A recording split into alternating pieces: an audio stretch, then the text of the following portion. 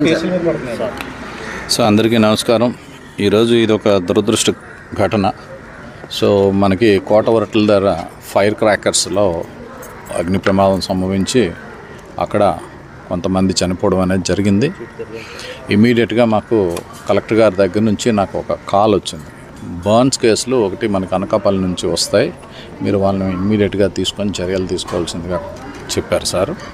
చెప్పిన వెంటనే నేను ఇక్కడికి వచ్చి బర్న్స్ కేసు అంటే plastic surgery department and all staff, paramedical staff, all aligned departments అన్నీ ఇక్కడ రప్పించి వీళ్ళకి అందరికీ కావాల్సినట్టు ఇమ్మీడియట్గా వచ్చిన వెంటనే ఏ విధమైన ఇన్ఫెక్షన్ సోకకుండా ఫస్ట్ మనం థియేటర్లో తీసుకొని వెళ్ళి క్లీన్ చేసి వాళ్ళని పెడితే చాలా వరకు ఇన్ఫెక్షన్ తగ్గి ఇలాంటి వాళ్ళు బ్యాడ్ ప్రోగ్నోసిస్ రాకుండా ఆపడం అనేది జరుగుతుంది. That is the reason why నేను క్యాజువాలిటీలో కాకుండా పేషెంట్ని డైరెక్ట్గా ఏదైతే బర్న్స్ వార్డ్ ఉందో దాంట్లోకి తీసుకొచ్చి ఇది చేయడం అనేది జరిగింది.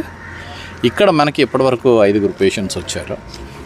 సో ఈ 5 పేషెంట్స్లో మనకి జల్లూరి నాగరాజు, ఆయన వయసు 50 సంవత్సరాలు, ఆయనకు మాత్రం 90% బర్న్స్ ఉన్నాయి. ఈ 90% బర్న్స్ అనేవి మనకు బయటికి కనిపించినవి. బయటికి ఏదైతే మనకు కనిపిస్తుందో అది, కానీ ఎక్కడైనా మనకి బ్లాస్ట్ అయినప్పుడు ఆ కెమికల్ ఫ్యూమ్స్ వస్తాయి. సో అక్కడ ఉండేటప్పుడు మనం దాన్ని పేల్చడం అనేది జరుగుతుంది. అది పేల్చడం అనేది జరిగి లంగ్స్కి కూడా ఇండైరెక్ట్గా డ్యామేజ్ జరుగుతుంది. అది ఎంతవరకు డ్యామేజ్ జరిగింది ఏంటి అనేది ఇప్పటికిప్పుడు మనకు తెలియదు. It will take 2-3 days. So వాళ్ళని అబ్జర్వేషన్లో పెట్టుకోవాలి. సో ఇంకొక పేషెంటు మడగల జానకీరామ్ అని, ఆ పేషెంట్కి 50% బర్న్స్ ఉన్నాయి. సో ఆయన కూడా ఇప్పుడు డ్రెస్సింగ్ అదంతా అవుతుంది, తీసుకొచ్చి మనం వారికి సరైన ట్రీట్మెంట్ ఇవ్వడం అనేది అయితే డెఫినెట్గా మేము సత్వరమే అందిస్తున్నాం.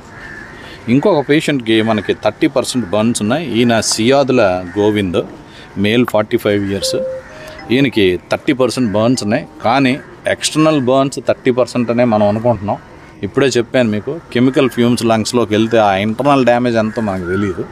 సో వీళ్ళందరినీ అబ్జర్వేషన్లో పెట్టి మనం వాళ్ళకి కావాల్సిన ట్రీట్మెంట్ ప్లాస్టిక్ సర్జరీ డిపార్ట్మెంట్లో బర్న్స్ వార్డులో పెట్టి సత్రమే వాళ్ళకి ఏం కావాలో అవన్నీ ట్రీట్మెంట్ అంతా మేము ఇవ్వడం అనేది ఆల్రెడీ అయిపోయింది. వచ్చిన పేషెంట్ని వచ్చినట్టు ఇమీడియట్గా థియేటర్కి షిఫ్ట్ చేసి మనం దానికి కావాల్సినవన్నీ చేయడం అనేది జరిగింది. ఇంకా మిగిలిన 2 పేషెంట్స్ ఉన్నారు. వాళ్ళు రేలంగి సంతోషి, 39 సంవత్సరాలు.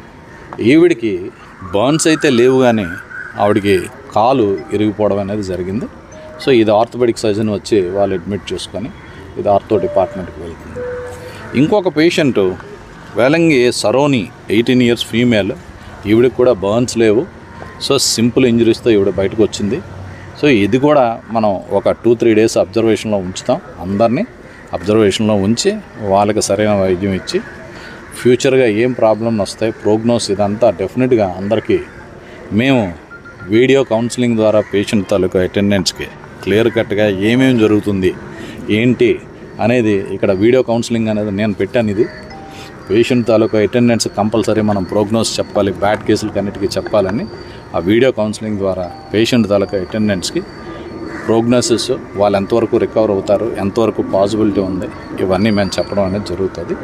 ఇదే రిపోర్ట్స్ మేము హైయర్ అఫీషియల్స్ కూడా డెఫినెట్గా ఇవన్నీ నేను కలెక్టర్ గారికి, మా డిఎంఈ గారికి, హెల్త్ మినిస్టర్ గారికి కూడా ఇవన్నీ మేము పంపిస్తాం.